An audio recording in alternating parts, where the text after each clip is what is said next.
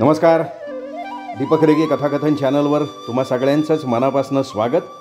तुम्ही ऐकताय रंगराव बापू पाटील यांची डाव ही कादंबरी आणि आज भाग 7वा. धोंडवाडी आता शांत झाली होती. वाडीतली माणसं रानात गेली होती. म्हातारी माणसं घरात कोंबड्यांची राखण करत होती. काही स्त्रिया आपला घरचा उद्योग बघत होत्या. दुपार झाली तरी अजून हवेत गारठा होता. सकाळी थंड वाऱ्यानं गारठलेली वाडी आता दुपारच्या उन्हानं तापत होती आणि त्यामुळे तिला बरं वाटत होतं. माणसांची अंग तापून निघत होती. त्यांच्या अंगातला गारठा पळून जात होता. दीपक नुकताच जेवण करून कडीपाटावर कलंडला होता. कडीपाट हळुवारपणे झुलत होता. सिगरेट ओढत तो हवेत धुराचे लोट सोडत होता.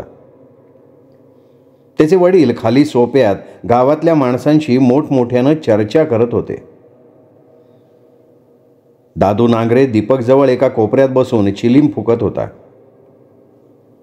तो उकिडवा बसला होता आणि अधूनमधनं तो आपल्या मालकाकडे बघत होता. मालक, दादूनं हाक मारली. काय नांगरे मामा? दीपकनं त्याच्याकडे वळून बघितलं. आज ते सावज तुम्हाला सहज गावल बघा. म्हणजे कोणचं सावज म्हणतो तू? ते आपलं पहिलं व हनुमाची पोरगी. अहो ते उज्ज्वला. ते कसं काय? बाप गेलाय मीरा माळणीला घेऊन मुंबईला समेट घडवायला. पोरगीचं नान न लागावं म्हणून ते प्रयत्न करणार आहेत.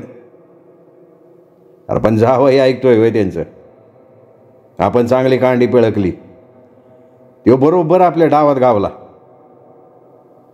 लय नखरा करत होती सटवी. स्वतःला लय सती सावित्री म्हणती. आता म्हणा बस वरडत. पण पुढचा डाव टाकायचा कसा? हाय का काय इगत तुझ्याजवळ? दीपकनं दादू नांगऱ्याला विचारलं. डाव एक आहे वय.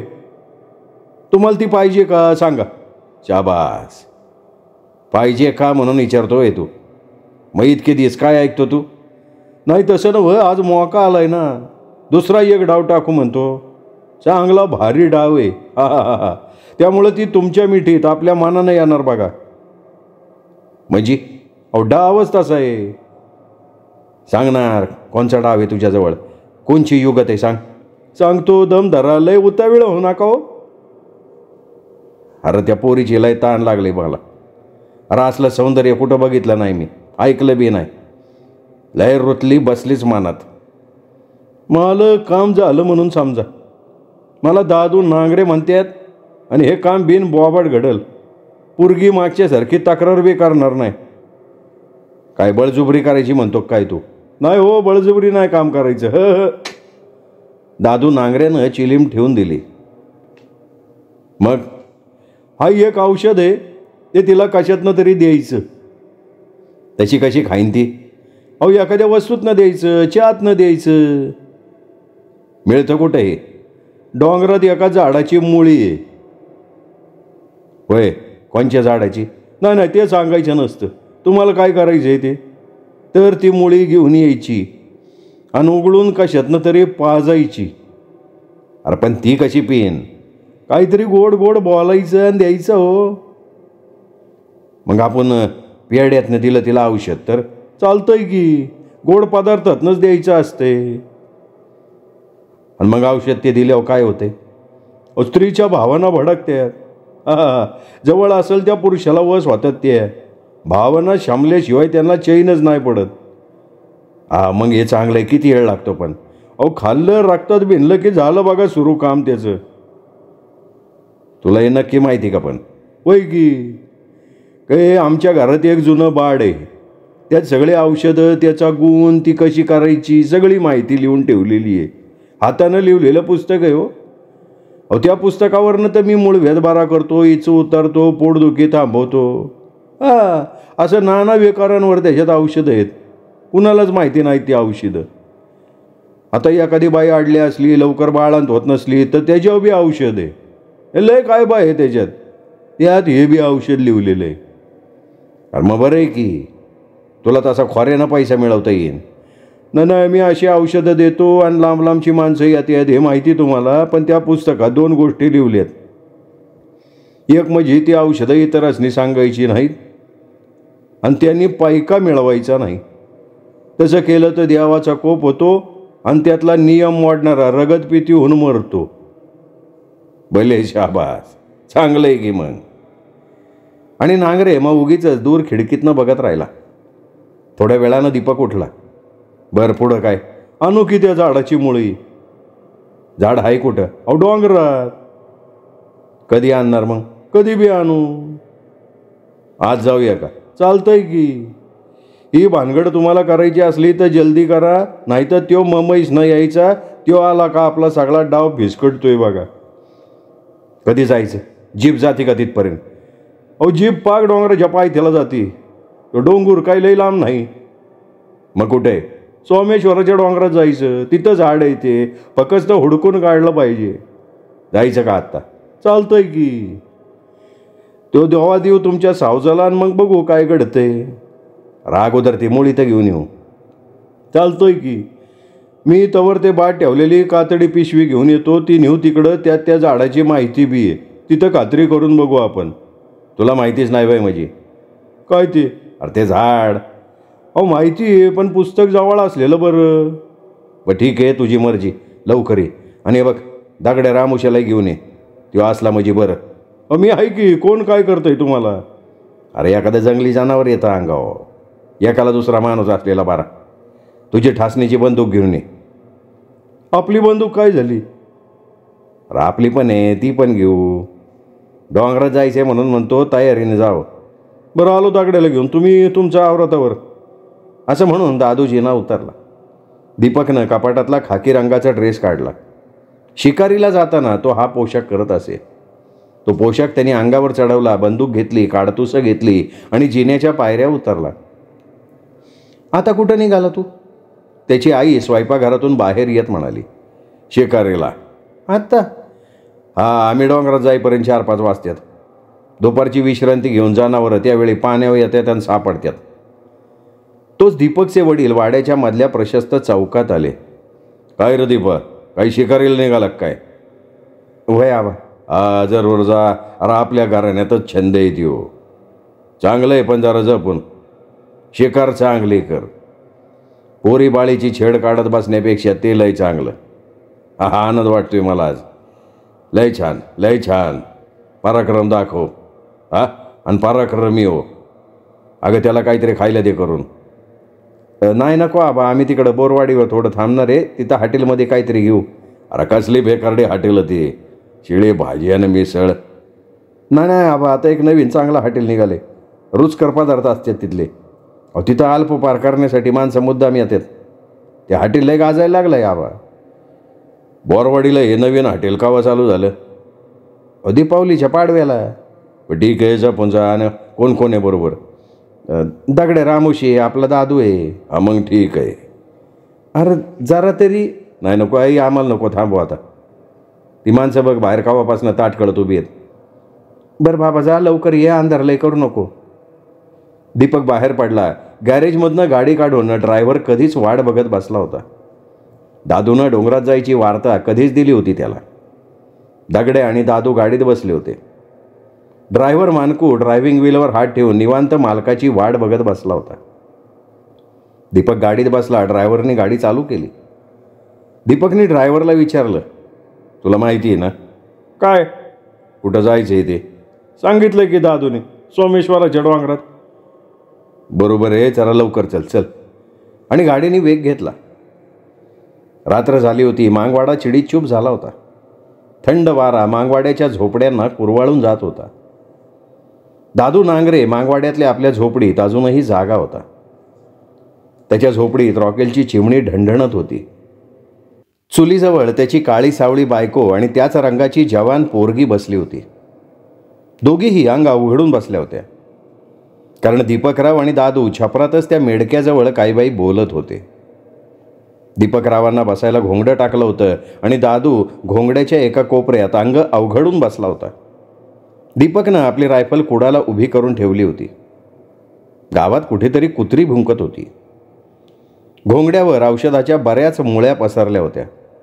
काही बारक्या होत्या, काही मोठ्या होत्या, काही झाडांची सालं होती तर काही झाडांचा पाला होता. देशी झाडपाल्याचं औषध माहीत असलेला दादू नांगरे हा त्या पंचक्रोशीतला एक नावाजलेला माणूस होता. झाडपाल्याचं औषध देऊन तो माणसांचे रोग बरा करी, पण त्यातून धन मिळवू नका हे त्याच्या पणजोबापासून चालत आलेलं वचन त्याने सुद्धा पाळलेलं होतं. सोमेश्वराच्या डोंगरात जाऊन आल्यानंतर दीपकराव आणि दादूनं महाबळेश्वरलाही वारी केली होती. तिथूनही औषधी मुळ्या पैदा केल्या होत्या. कोकणातही गेले होते आणि सगळ्या मुळ्यांचा त्यांनी चांगला संग्रह केला होता. दादूला शोधायचं होतं एक औषध, पण ते शोधता शोधता त्यांनी इतरही खूप औषधं गोळा केली होती. अखेर त्याला हवी असलेली मुळी सापडली होती. दादू, आपल्याला हवी असलेली त्यातली मुळी कोणची?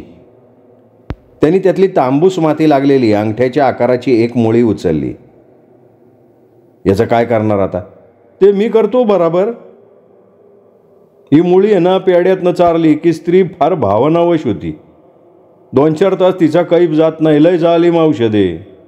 बरं, मग तर हेच द्यायचं ना त्या पोरीला, आणि मग बघा तुमचं काम होतंय का नाही. नाही, पण ही योजना कशी करायची दादू? हा प्रश्न विचारून दीपक गप्प बसला आणि दादूच्या चेहऱ्याकडे बघत राहिला. दादू जरा विचारात पडला.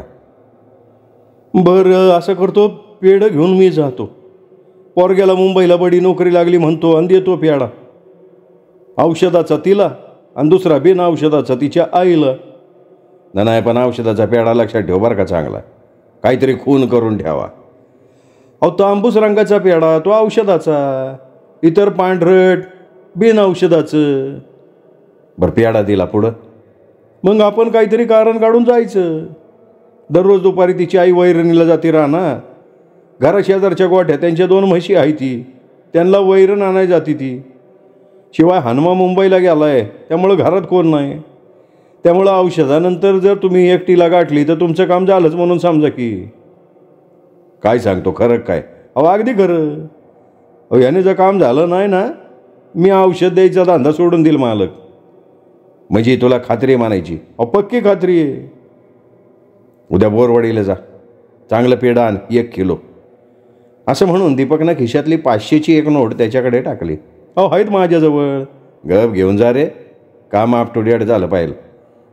मागचं काम कसं झालं? कोणचं? हनुमाच्या जावई लावला का नाही पळवून मी?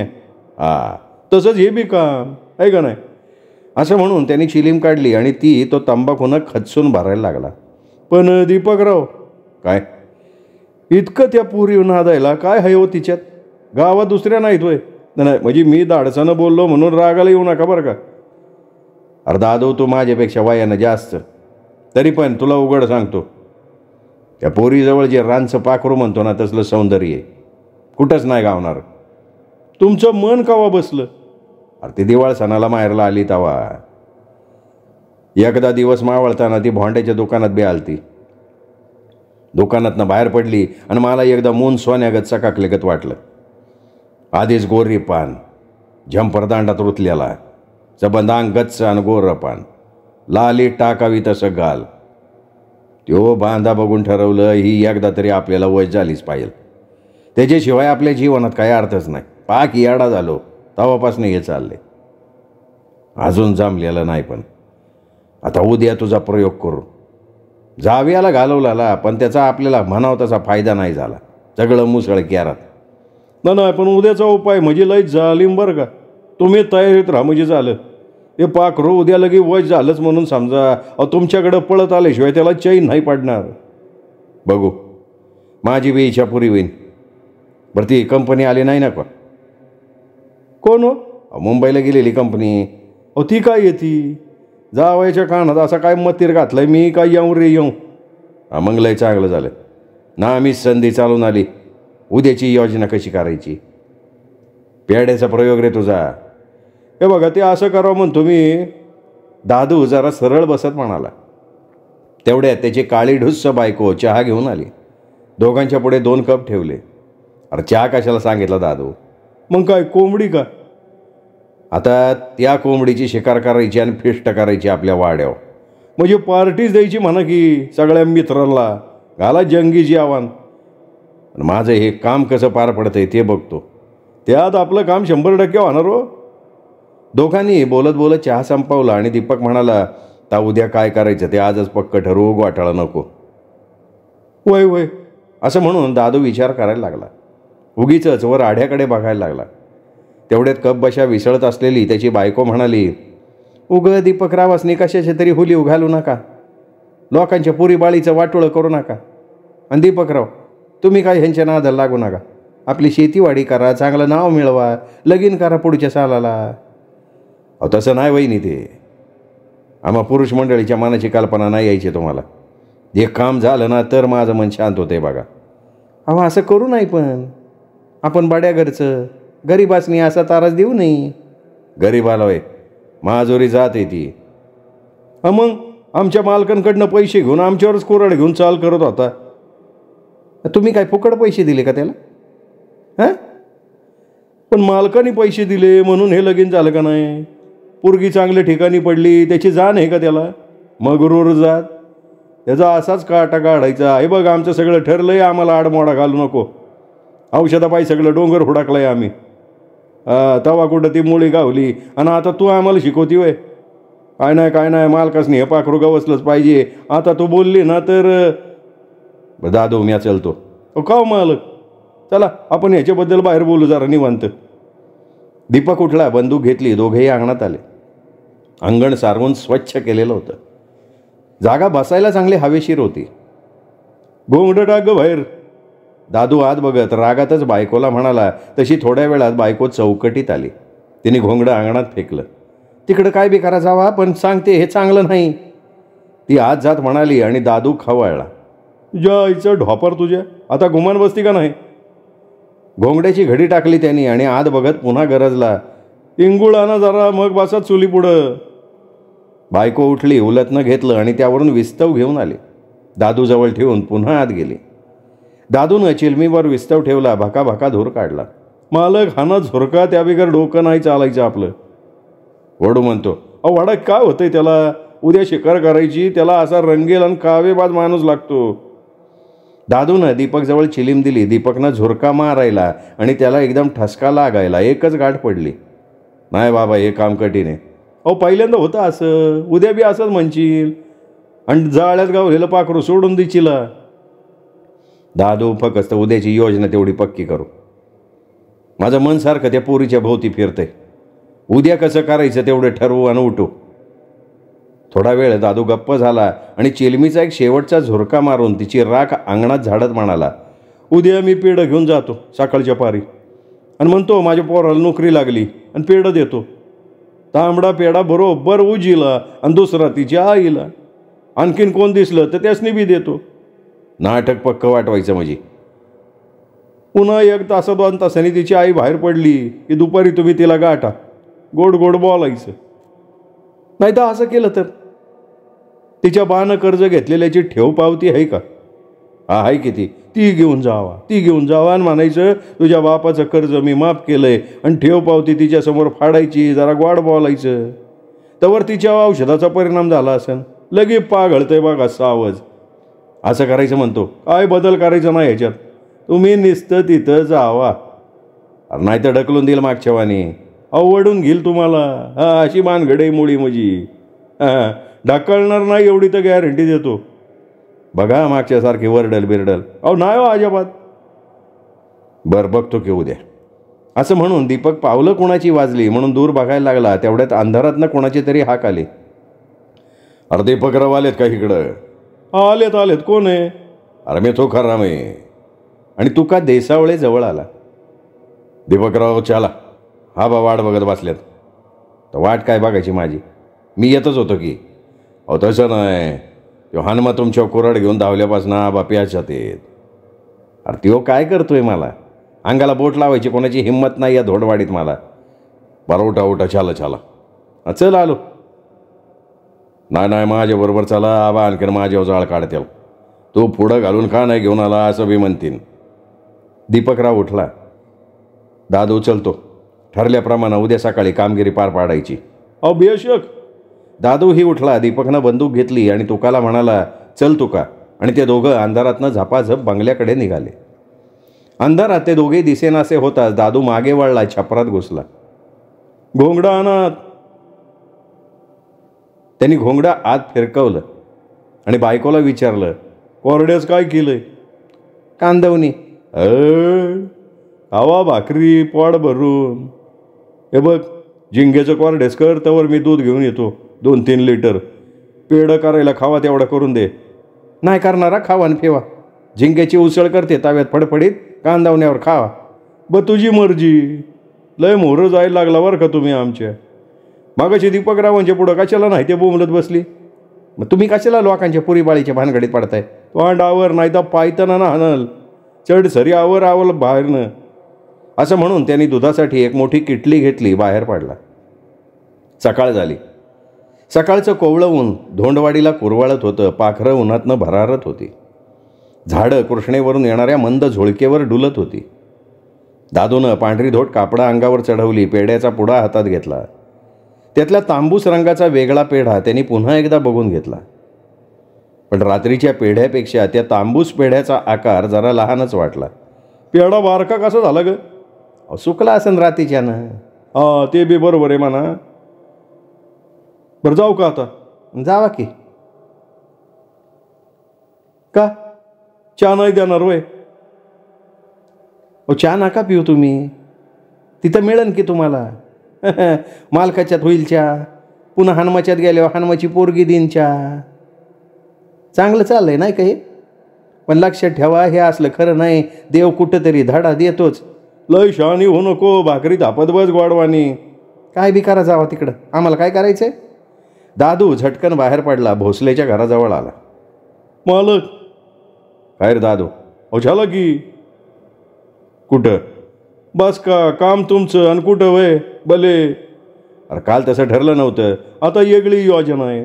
दोघांनी जायचं, पेढं मी देतो, तुम्ही ती ठेव पावती त्याच्या समोर फाडायची. दुपारना अंदाज घेऊन कोण घरात नाही ते बघून जायचं. अरे हे लय ना आम्ही आवरा. अरे माझं आवरलंय, कपडे करतो, पावती घेतो का झालं? आबा काय म्हणतीन? पण आबांना पुन्हा काय सांगायचं ते बघू. एका गरीबाच्या पोरीच्या लग्नाला आपला आहेर दिला असं सांगू, सगळं कर्ज माफ. तेवढ्यात दीपकची आई तिथे आली. अरे दादू आत तरी काय गडबड चालली? आई दादूला चहा ठेव. आणि दादू दीपक आत गेले. कपडे करत दीपकनं विचारलं, आई आबा कुठे गेले? अरे काल बोरवाडीला गेले. त्यांचा मित्र निवडणुकीला उभा राहिलाय, प्रचार करायला गेले. 2-3 दिवस आता ते तिकडंच. थोड्याच वेळा दीपक कपडे करून तयार झाला. ठेव पावती घेतली. दोघांनी चहा घेतला. दीपकरावांनी मोटरसायकल बाहेर काढली, खांद्याला बंदूक अडकवली. आता गाडी कशाला आणि बंदुकीचं काय काम? अरे दिसायला दाबात दिसते. किक मारून गाडी चालू केली. दादू पाठीमागे बसला. चला, पण आता कुठं फासायचं नाही, काम फाईनच करायचं. दादू मला तर काय सुचना, याडा झालोय मी तिच्या पाय. आता येती मासळी जाळ्यात. दीपकनं गाडीचा वेग वाढवला. कोंबड्या फडफडत बाजूला पळायला लागल्या. माणसं वाढ देऊ लागली. दीपक एवढ्या सकाळी कुठे निघाला म्हणून धोंडवाडीतली माणसं टाकामाका बघायला लागली. कोणी नमस्कार करायला लागली, कोणी रामराम घालायला लागली. दीपकची गाडी दारात बघून मुक्ता दचकली. चौकटीत आली. तिच्या काळजात धस्स झालं. नुकतीच ती न्हाली होती. केस मोकळे, कुंकवाचा टिळा कपाळावर, पदर खांद्यावर. अगं उजे उजे आज जा, यो भाड्या आणि कशाला आला? ती हळूच उज्ज्वलाला म्हणाली. तेवढे दोघेही सोप्यात येऊन दाखल झाले. काय चाललंय मामी? हनुमंतराव कुठे गेले? गेलेत गावाला. कवा येणार? आज येतो म्हणलेत, पण अजून काय आले नाही. काय काम आहे का? न काम तसं त्यांच्याकडं काय नाही. मग कोणाकडं? काय नाही, पोराला नोकरी लागली म्हणून पेढे घेऊन आलो, बाकी काय नाही. मग बसा तरी. आणि दीपकराव कसं काय आला आमच्या गरीबाच्या घराला? त्यांचं तर लय महत्त्वाचं काम आहे. पैशाचं? होय की. नाही अजून काय जुळणी नाही हो. नाही, आता जुळणी करायचं कामच नाही. दादू तिथल्या नव्या माचावर बसत म्हणाला आणि दीपकरावांना म्हणाला, बसा की दीपकराव, तुम्ही का उभे? आधी पेढं देतो.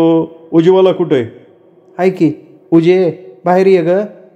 उज्ज्वला चौकटीत येऊन खाली बघत राहिली. अगं ये बाहेर, इथं कोणी परक आहे का? दादूनं उठून दोघींनाही पेढे दिले. पुन्हा माचावर बसला. उजे दूध आण बाया 2 कप. आधी पेढं खावा. खावा खावा. ठेवचीला हनुमंतरावसनी. आणि उज्ज्वला तू बी खा ग, नाही तर तू बी आपल्या मालकासनी ठेवशील. अहो तिचं मालक रुसले ती. का बरं?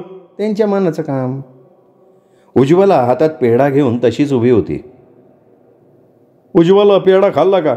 नाही का? अहो खावा, तोंड गोड करा आधी, माझ्या देखत खावा बघू. का आमच्या लेकाला नोकरी लागली तुम्हाला नाही बरं वाटलं? आमच्या गरिबाचं कुठलं गोड वाटते म्हणा तुम्हाला? तसं नाही दादू नाना, हे बघ मी खाते पेढा. आणि मुक्ता वहिनी? मी खाल्ला की मागाशीच. बरं चलतो. अहो चहा ठेवती. नाही न गो गडबड आहे जरा.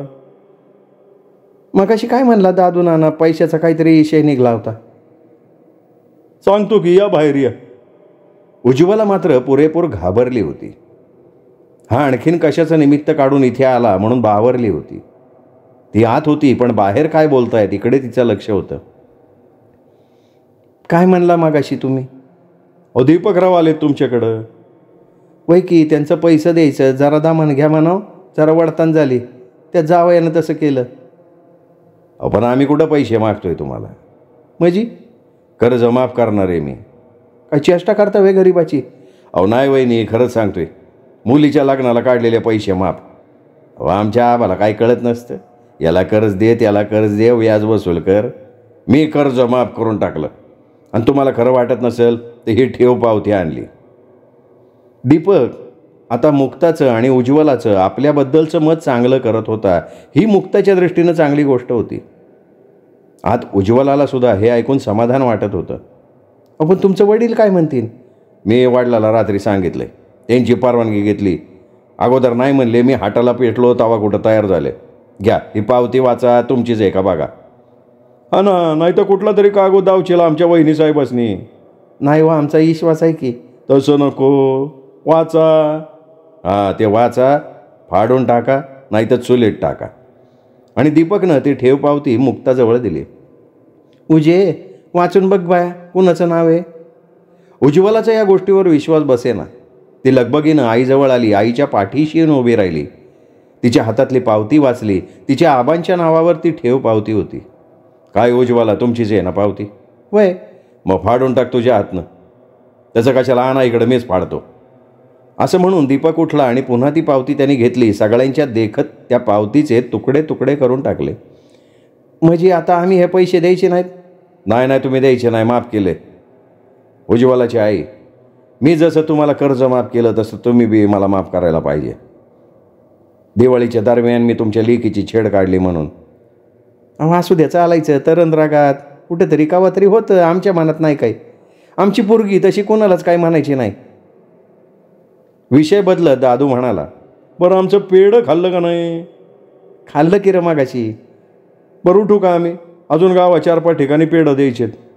दादू उठला, दीपकही उठला. जाता जाता दीपकनं घरात बघितलं.